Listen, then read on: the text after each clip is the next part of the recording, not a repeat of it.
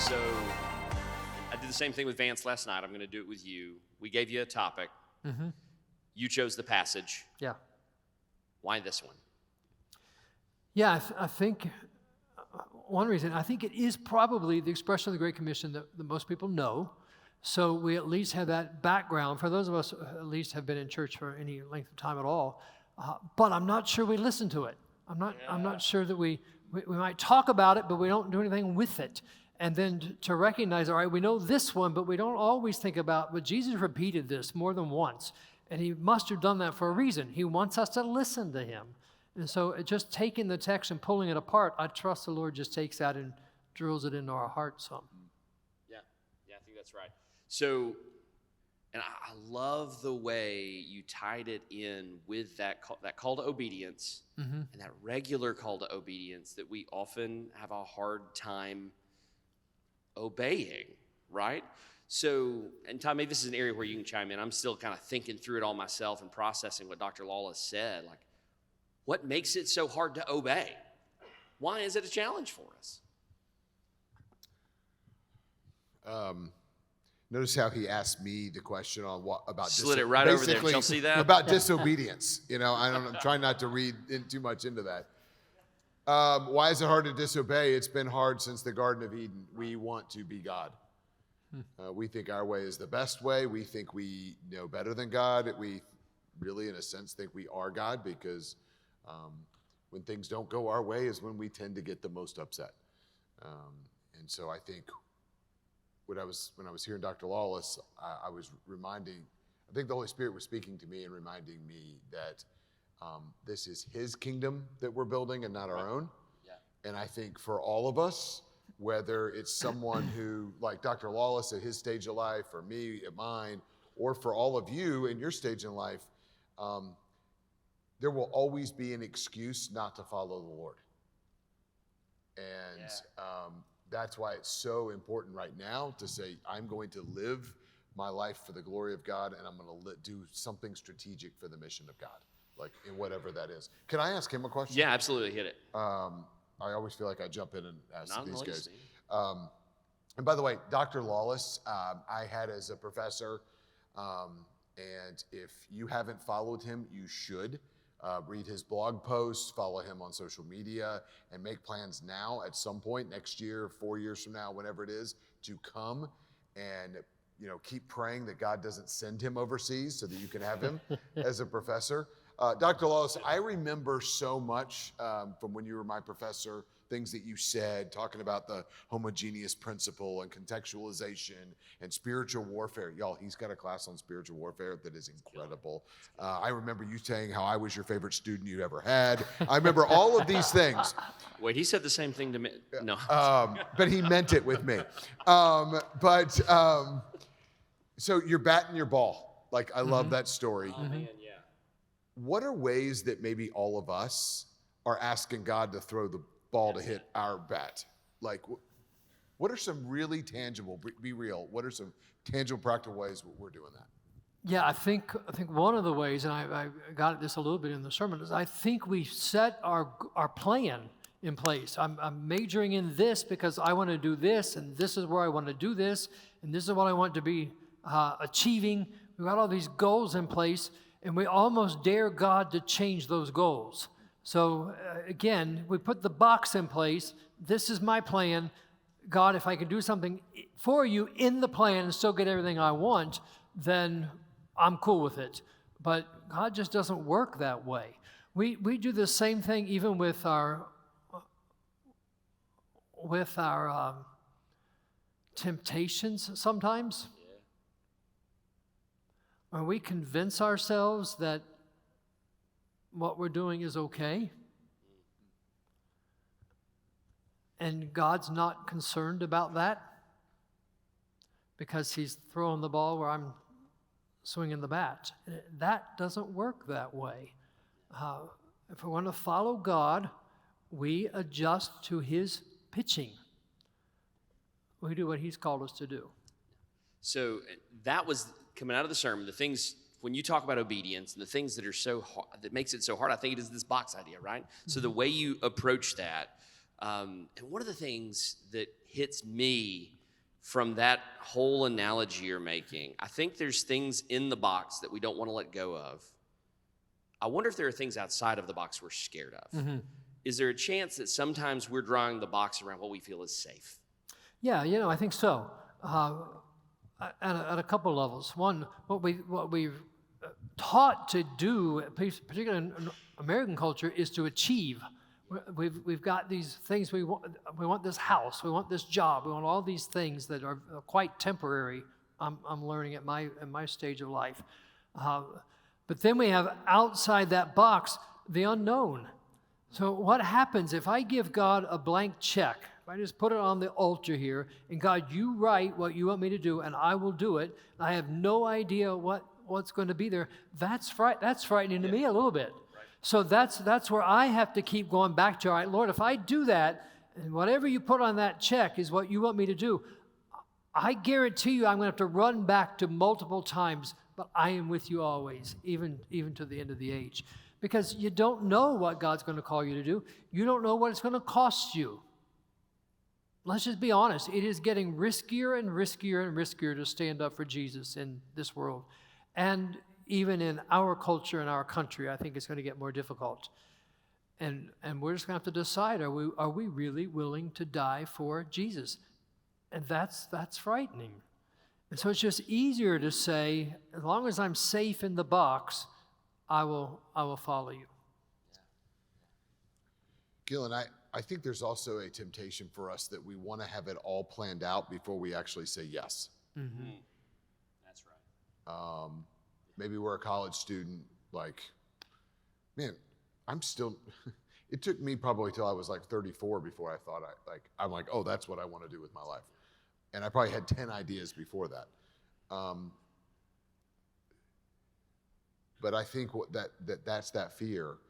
I think what we're talking about right now, what Dr. Lawless just preached and shared, is not that you have to figure it all out and sign up for an example in your life, like I'm going in this way for the rest of my life.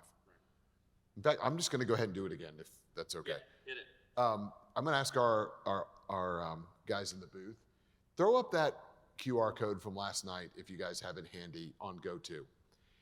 I want to just be really real with y'all. Listen, what we're talking about with GoTo is not it's not a blank check that this is forever. That's right. What this is saying is this, very specifically, is I'm going to do what I do in life for God's glory and strategic for his mission. Let me tell you how that could play out. That could be overseas. You could be somebody who says, I want to go and do this one day overseas. That may be where God's leaving you now. And you know what? By the time you're graduating, or by the time you take a gap year, or whatever God has in store for you, that may change. That's okay. But you may say, you know what? I want to take that to the 3 billion people who've never heard of the name of Jesus. It might be here in the United States. You may say, hey, you know what? I've got health issues, or I got some other things. God is not calling me there, but I'm going to go in the U.S. It could also be in a traditional missionary sense. The International Mission Board is here. Raise your hands if you're with the International Mission Board. They are here and they want to connect you. You could go in a traditional sense as a missionary. There's another way. Y'all, there are jobs that we can help you get connected to that you could make a living working overseas and then be partnered up as a team associate with a missionary team. Remember what Vance was saying last night? Let's go do it together. You could also go, you have to get a job somewhere. That might be like a real bummer for some of you right this second to hear that. But eventually, next year when you graduate, 4 years when you graduate, you're going to get a job. 6 years when you graduate, you're going to get a job somewhere. Why not the mission of God be the first and primary factor? That's right. That's right. That's good. You got to take a job instead of just going home. Say, you know what? I'm going to go and join a church plant. So I'm going to do this again with you. Everyone grab your phone and take it out. I want to see you holding it up. By the way, everyone in the Greek means everyone. So if you'll hold that up, all right, hold it up. Hold that up. Get on that QR code And what you're committing to is to say, you know what, I'm going to sign up and I'm going to let this go to. What I'm doing right here on February the 11th Yeah, I think it's the 11th. is I'm going to put my yes on the table. And one day, next semester, next year, 4 years from now, I'm going to ask God to put it on the map. That's what we're asking for. And we can connect you with nonprofits that you could serve at. We're going to connect you with the IMB overseas, with maybe some companies where you could teach school, you could help. We have people right now doing GoTo that are serving refugees in Ukraine and serving with the earthquake victims in Turkey and Syria, as long as people who have a backpack on, like Dr. Lawless was saying. We've got people who are going as part of a team with guys like Vance was talking about last night. This is to set that trajectory so that what you're doing now will set a trajectory with purpose and live a life that means something. So did you guys catch, there was a sentence in there that he said, put your yes on the table now. Let God put it on the map. Put your yes on the table now. Let God put it on the map. I think that's a real good way to capture what we were trying to talk about at the conference here, in fact. And you made a comment in your sermon that I wanted us to revisit, and I think that would be maybe a good way for us to land the panel here. You said if you could go back, there wouldn't even be a question for you. Yeah. Unpack that one a bit more for Yeah. us. Let me approach it a couple of ways. Let me go back to what Todd said about just today. You're not making a commitment for the rest of your life. Make a commitment for today, and for a couple of years you go to. Here's the way I understand God helping us to understand His will. Sometimes we think we want God to give us the blueprint, give us everything. We can just turn the page and see where we're going to be 50 years from now. We don't want that, because if the whole blueprint is here, we've got the good and the bad. None of us really wants to know all of that. What God does in helping us understand His will is much more like a scroll that He unrolls it a little bit. He gives us the data and He says, you be faithful today to what I'm telling you. Then when we're faithful today, He unrolls the scroll a little bit more. And if we're not faithful to what we know, why should God give us any more details in the days to come? To Todd's point, all we're asking you to do is to think about, for this day, is it possible that God has unrolled the scroll enough for you to say, at least click on here and take a look? Or, you know what? The unroll the scroll for me is, I need to do this. I don't know what that means, but I know that's what I need to do. What's after that? That's up to God. He'll unroll the scroll as He wishes. But you got to be faithful to what you know today. For me, Keelan, you know, when I was 20 years old, I started pastoring, and one of my goals in life was to be president of the Southern Baptist Convention. Yeah, I know. I think Really? I think I was smoking something back then. Something was up. But here's what I wanted. I wanted to make a name for myself. Yeah. I was a zealous, young, obnoxious preacher. And over the years, the Lord has just convinced me that no, my job is to raise up people to do greater things than I've ever done. But in the midst of all of that, the Lord has just grabbed my heart for the nations, and even more particularly now for non-believers around me. I'm tired of being in the Christian bubble. I want to be with people who need to know Jesus. And so I look back to then, and I look at where I am today, and here's what I realized. You know, the Lord's been incredibly good to Pam and to me. We just have great opportunities to do good things that we love to do. We have our house, we have our car, we have food on the table. I have a dog at my house this weekend, so all is good. But you know what? None of it's going to last. Yeah. And you couldn't have told me that at 20. At 62, it's not going to last. And it doesn't matter. What matters is that we know the Redeemer, and we give our lives to help people here. And so if I could do it again, I would realize that, you know what, 2 years of my life may sound like a lot on the front end. On the back end, It's nothing. it's nothing. Yeah. It's nothing. So, go ahead. Well, I was going to say, we have, when I was enrolled at a local church for the last 10 years, we had a ton of college students. I mean, a ton of them. One of the things I saw often was, and it made me think of this group that's here today, is you're with a group of folks, you're in a collegiate ministry, you're at your local church, you're living in your apartments or in the dorms, and there is this this special time of making disciples. Like, it's kind of teed up. Like, life is kind of geared up for that in the community in which you live. And then what I see is people graduate or they kind of move on, and they kind of maybe go back home to church back home, or they go somewhere else, and they kind of go, man, I miss that. What we're talking about is a life where that doesn't have to end, because we're talking about living a life that's on purpose, just the way each one of you are doing right now on your college campuses right now, is that you can continue that in your workplace, that you can continue that with a group of people who are part of a church plant. I mean, just imagine a vision like this. Some of you are going to school and possibly teaching is an option. Could you imagine that you were a school teacher that a church plant was meeting at on that Sunday? And you would get to be able to pour into the lives of those students during the week as your job.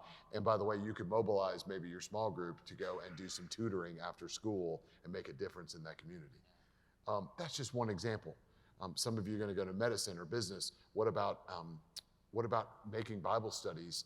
I know of about 8 different Bible studies at Duke Hospital right now that literally happen in the break room with believers who are starting to do that, and they've been going on for years. And that they're connecting those people to the church plant or the church that they go to. That's what we're talking about. Some of your yes right now is to be a professional Christian and be a full-time missionary for the rest of your life for 25 years, or to be a pastor or something like that and come to Southeastern. And some of you need to answer that call, and God is calling you.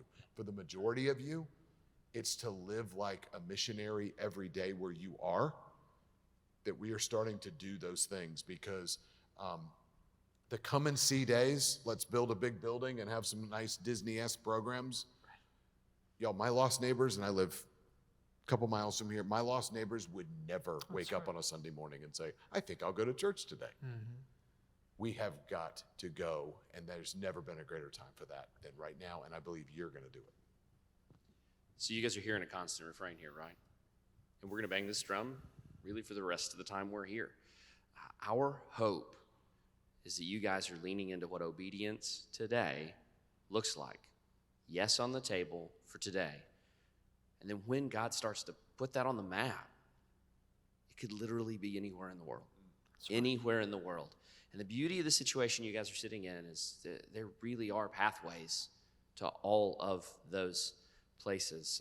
Dr. Lawless, I want to thank you. If you guys will thank them for the panel right now.